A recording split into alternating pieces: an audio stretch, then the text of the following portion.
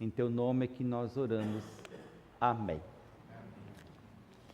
Todos nós, eu e você, todo ser humano precisa de referências, não é verdade? Todos nós temos referências, pessoas que de alguma forma foram e são para nós referências de admiração, onde nós olhamos para essas pessoas e muitas vezes nós dizemos, puxa, essa qualidade, esse jeito de ser, esse jeito de fazer me inspira, me admira. Crescemos tendo referências, né? Todos nós lembramos de pessoas que foram importantes. Tente lembrar, nesse breve momento assim, quem foram as referências para você. Quem foram as pessoas que de alguma forma inspiraram a sua caminhada, quem sabe até a sua decisão vocacional. Eu lembro que nessa quesito vocacional, quando eu ia ao culto, eu olhava para o pastor e eu via o pastor pregar e algo dizia no meu coração, eu desejo isso, eu quero isso, e esse pastor me inspira a esse chamado pastoral. Todos nós, de alguma forma, fomos tocados por essas pessoas. E os nossos primeiros referenciais são os nossos pais. Pai e mãe são os nossos primeiros referenciais.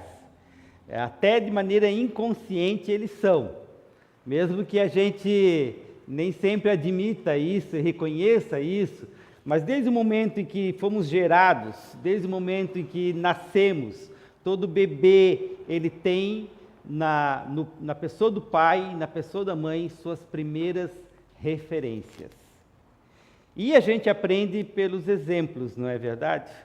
A gente aprende observando, a gente aprende olhando, a gente aprende com a repetição, a gente aprende com os hábitos. Portanto, essas nossas referências, elas nos influenciaram muito porque foram padrões de hábitos, de costumes, de cultura. Muito do que nós somos, isso vem da nossa cultura do lar, da nossa cultura de casa. E na nossa cultura tem coisas muito boas que a gente pode mantê-las, mas também tem outras que a gente precisa questionar. Não é porque tudo que a gente aprendeu de pequeno, a gente precisa manter. Há coisas que foi nos passado, que de alguma forma hoje a gente precisa desconstruir. A gente precisa ter um outro olhar, um outro jeito de viver. E aí está um desafio da gente repensar o que nos foi passado, o que nos edifica, o que ainda faz sentido e aquilo que não faz mais sentido.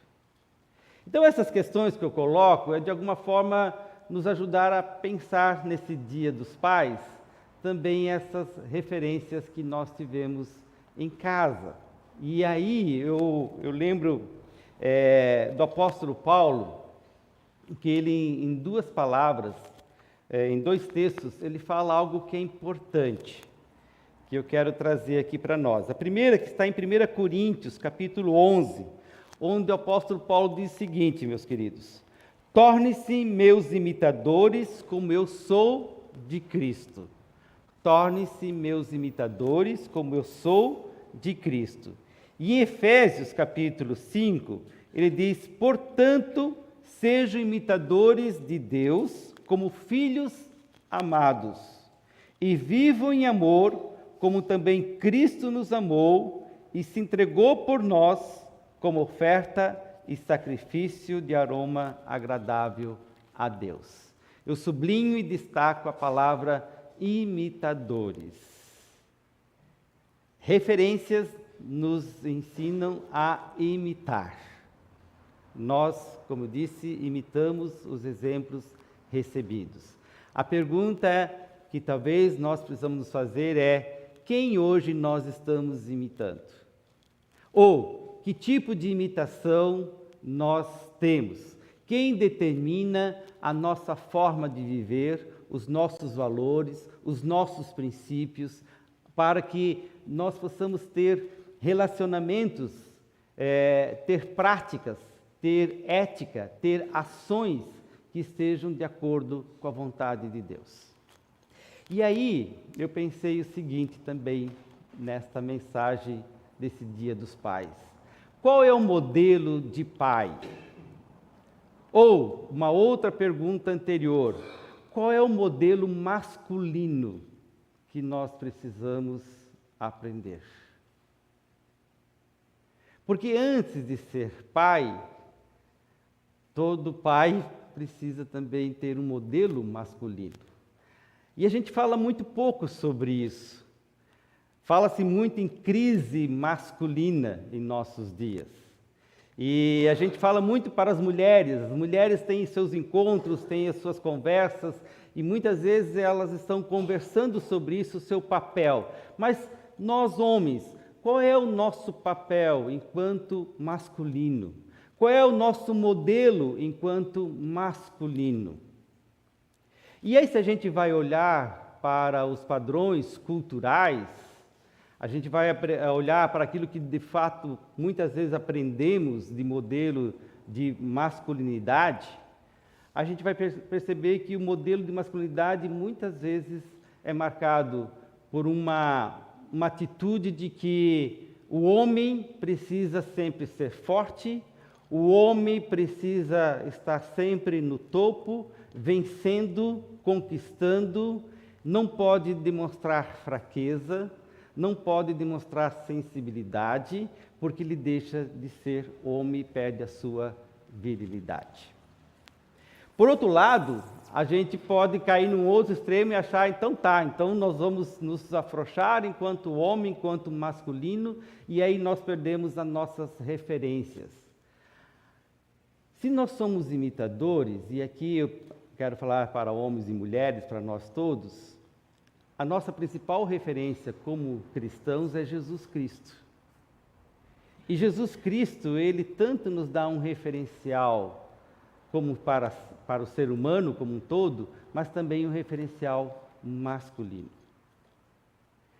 E aí eu quero dizer aos homens, quem tem sido o seu modelo de homem? De novo a pergunta. Quem sabe a gente precisa resgatar o modelo de Cristo, o modelo Jesus homem, o modelo de Jesus masculino. E aí quando eu olho para Jesus, eu percebo que o modelo de Jesus masculino, ele contrapõe muito essa cultura machista, essa cultura que a gente aprendeu enquanto homem. Por exemplo, Jesus chora. Em 2 momentos, Jesus tem a experiência de chorar. Uma, quando ele está diante do túmulo do seu amigo Lázaro, ele se comove e chora. Outra, quando ele olha para Jerusalém e chora porque vê a cidade que apedreja e mata os profetas. A maioria dos homens aprendeu que homem não chora, que o homem tem que engolir o choro, que o homem não pode demonstrar sentimentos, que o homem não pode demonstrar fraqueza, porque afinal é fraqueza, chorar é fraqueza. E na verdade, você já percebeu que quando a gente chora, a gente até pede desculpa para as pessoas quando a gente chora? Ah, desculpa, eu estou chorando. Por quê? Porque o choro, de alguma forma, revela algo maior dentro de nós, algo que a gente não consegue expressar em palavras, mas que as lágrimas, de alguma forma, estão dizendo sobre nosso interior, de como nós estamos dentro. Às vezes estamos extremamente tristes, às vezes estamos alegres, a gente também chora pela alegria. Mas a verdade é que, muitas vezes, nós fomos ensinados para não chorar, para engolir, porque nós temos que nos mostrar fortes. Nós temos que mostrar que sempre estamos no controle, de que as coisas precisam ser controladas pelas nossas mãos. E ao homem isso foi dado uma pressão muito grande, principalmente as gerações antigas, as gerações mais velhas. Hoje se está se repensando muito também às novas gerações sobre isso. Mas eu estou falando sobre mim, estou falando sobre você em grande medida, que foi nos dito isso. Não chore, engula. E aí Jesus passa por angústias. Jesus tem angústias. Ele ele ora diante do pai dele e diz: estou angustiado. E aí ele vai para com seus amigos, para os seus discípulos falar: olha, eu estou angustiado. E os discípulos não entendem, eles não conseguem conversar sobre isso. E aí Jesus diz: olha, eu vou morrer. E Pedro diz: não quero nem saber sobre isso. Quantas vezes nós homens falamos das nossas angústias? E para quem falamos? Quem são os nossos amigos? Eu vejo as mulheres, facilmente elas conversarem entre elas. Claro que isso não é regra geral, a gente sabe, mas de forma geral eu percebo que as mulheres falam muito mais dos seus problemas, das suas lutas. E nós homens, quais são os nossos espaços para falar sobre as nossas angústias? E se a gente não fala, meus queridos, a gente infarta. Se a gente não fala, as emoções nos adoecem. E por isso o alto índice estatística de homens que morrem cedo, porque não lidam bem com suas emoções, não admitem suas emoções, não querem demonstrar suas fraquezas, porque foi-lhes ensinado a ser forte, a bater no peito, a aguentar firme. Só que se aguentar firme tem um preço, a conta vem, e às vezes vem da pior forma possível. Então Jesus nos ensina de que admitir nossas fraquezas, admitir que somos vulneráveis, isso não tira de nós a nossa masculinidade. Isso não nos faz ser menos. Isso não nos deixa fracotes. Pelo contrário, isso nos torna fortes. É interessante hoje que nas empresas, as corporações, elas dão valor aos funcionários que têm inteligência emocional. Não é mais tanto pela competência de fazer algo, mas é pela competência de saber se relacionar, de ter inteligência emocional, de saber se comunicar, de saber se expressar. Então você pode, às vezes, fazer muito bem uma ação, algo que é mecânico, algo que é manual, mas se você não sabe se relacionar, isso hoje as empresas contam muito.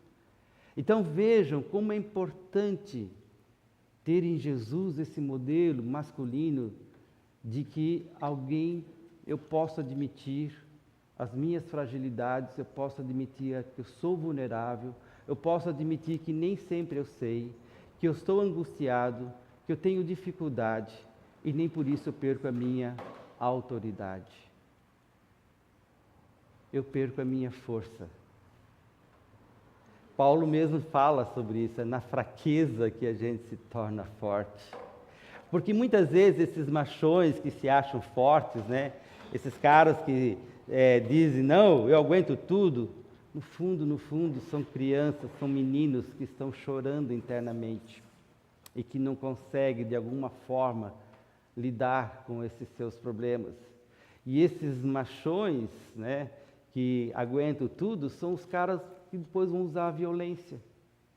A violência se torna um meio de se comunicar. A violência se torna um meio para se relacionar. E é interessante porque o que eu observo é que esses mais machões que querem enfrentar tudo e aguentar tudo no osso, são os que menos amam as mulheres e cuidam delas. São os que provocam o feminicídio. São os que provocam esse machismo que desvaloriza as mulheres. E Jesus nos ensina a cuidar. Jesus nos ensina a nos relacionar com as mulheres de maneira respeitosa, digna. E nós precisamos resgatar essa masculinidade em que não tem medo das mulheres, mas que lida com as mulheres de maneira respeitosa, digna. E que você não precisa usar de uma hierarquia, de um cargo para poder dominar as mulheres, torná-las subalternas. Aliás, Jesus nos diz que homem e mulher são iguais, e se nós precisamos viver nessa igualdade, no respeito, na valorização, na dignidade de um ao outro. Uma das coisas que eu tenho visto muitas vezes é que homens têm dificuldade de que mulheres, por exemplo, ganhem mais do que eles. Foi nos ensinado sempre que o homem tem que ser o provedor. E de fato, nós precisamos prover. Faz parte de cada um, mas esse prover não significa que você tenha que ganhar mais para se sentir mais homem, mais responsável. Vocês sabiam que Jesus era sustentado por mulheres?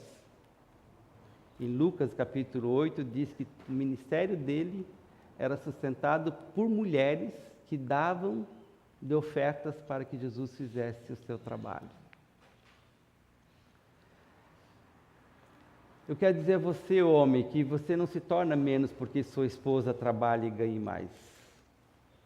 Você não precisa se divorciar por causa disso. Se achar menos, isso é humilhante. Pelo contrário, celebre isso. Que bom que alguém ganhe mais. Que bom que alguém tenha a possibilidade de somar junto.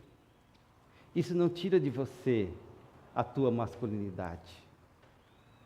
Sabe, são essas coisas que eu vejo que a gente precisa reaprender, que a gente precisa de novo redimir a nossa masculinidade. Não é uma masculinidade tóxica, violência, bruta, mas é uma masculinidade compassiva. Jesus foi compassivo. Jesus chorava com quem chorava. Jesus abraçava as crianças, acolhia as crianças, havia afetos. Homens podem demonstrar afetos e não se tornam menos homens. Homens podem abraçar, homens podem demonstrar seus sentimentos. Isso não quer dizer frouxidão. Jesus também era firme. E firmeza, meus queridos, não é dureza. Um galho, para ser firme, ele tem que ser duro ou flexível? Flexível. Um galho duro quebra. Pessoas duras quebram. Pessoas que são rígidas demais, elas se quebram. Quando a gente é rígido, quando a gente endurece a alma, endurece o coração, a gente se quebra. A gente precisa aprender a ser flexível. E ser flexível é saber ouvir, ser flexível é saber repensar, ser flexível é saber analisar. Jesus nos ensina isso. Quando ele vai lá ao templo e ele vê toda aquela situação do cambista, ele se revolta ali, ele tem uma posição firme. Masculinidade também é ser firme, assim como ser mulher também é ser firme. Há momentos que a gente precisa ser firme, mas não precisamos ser duros. Nossos filhos precisam ter isso também como referências. De homens que sabem chorar, de homens que sabem conversar, de homens que sabem abraçar, de homens que sabem mostrar afetos, mas de homens também que têm firmeza, que sabem colocar limites, de homens que sabem procurar o que é certo, o que é bom, o que é justo para si, para a sua família, para os seus. Homens que sabem se comunicar com outros homens, que não precisam ficar falando só sobre futebol. É muito engraçado as reuniões dos homens, né? A gente fala sobre o Flamengo, né? Sempre olho por debaixo e falo do Flamengo. Fala do Flamengo, fala do futebol, fala, né, de bebida, fala disso, aquilo e tal. Mas pouco a gente fala, olha, está difícil, estou com problema, estou com dificuldade. Por quê? Porque a gente tem medo que o outro possa puxar o nosso tapete. A gente tem medo que o outro possa fazer algo que nos enfraqueça mais. Nós precisamos de amizades significativas. Homens precisam de outros amigos com valor, com amizades significativas. Isso nos transforma. Isso nos faz tirar aquela dureza que nos quebra. Isso faz com que nós nos tornemos mais humanos, mais compassivos. Por isso, ser pai é também uma redenção da masculinidade. É uma redenção do ser homem, de um homem à imagem de Cristo, de um homem à imagem de Jesus, tendo Jesus como o nosso referencial maior. Nós aprendemos com os nossos pais, aprendemos muitas coisas com eles. Eles acertaram, eles erraram. E a gente pode também perdoá-los. Filhos, perdoem seus pais. Seus pais tentaram também, dentro da cultura deles, da situação deles, fazer o melhor. Nem sempre fizeram. Foi uma geração difícil. Eu lembro minha mãe contando que em casa o meu avô só olhava, ninguém falava nada, quando bastava olhar. Só que esse olhar era de medo, não era de respeito. Você não precisa gerar medo nos seus filhos, gere respeito. Respeito. Medo você causa no outro para dominá-lo. E você não precisa se relacionar numa posição para dominá-lo, mas você pode se relacionar com autoridade. A autoridade se constrói, a autoridade vem com diálogo, a autoridade vem com amor, a autoridade vem com reconhecimento até de que você erra. Pais, eles precisam pedir perdão aos filhos. Não só os filhos perdoar os pais, mas pais também perdoar os filhos. Os pais precisam também ouvir os filhos. Os pais também precisam aprender com os seus filhos, assim como os filhos aprenderam com os pais. A gente em família precisa aprender um com o outro. Ninguém tem a última palavra. A gente precisa construir essa palavra juntos. Isso é um exercício, meus queridos, que a fé e a presença de Jesus nos impulsiona. Então tenha Jesus como referência.